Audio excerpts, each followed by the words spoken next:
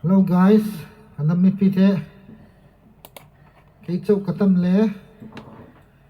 YouTube content nung siam hi ge panu tu ta la khat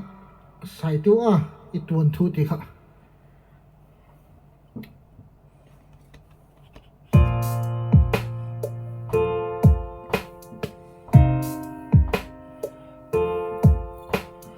lung ai thim zing moya al bang ka vai son nghe ye suy lung a leng ngay đi izot da lam lui te zang min ka zo trông nghe yo đi lim lại đi kha lung xia na mi thum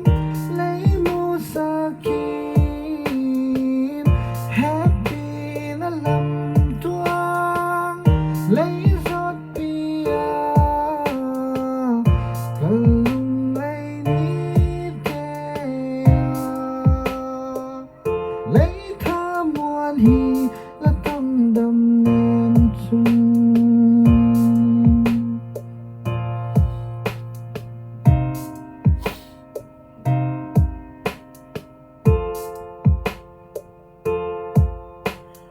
vang lại đi tung quang tam lâm hung hi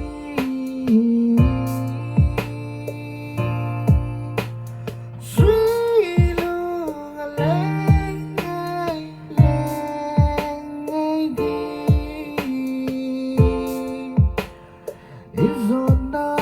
lam lui te trong min ka zo trông nghe yo đi lim lại đi kha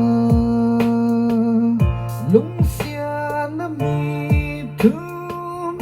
lấy mu sa kim happy na lam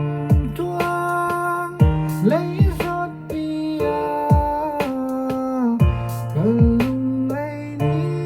te lấy tha muôn hi là tâm đầm nên chung lung ai ni te lấy tha muôn hi là tâm đầm nên chung.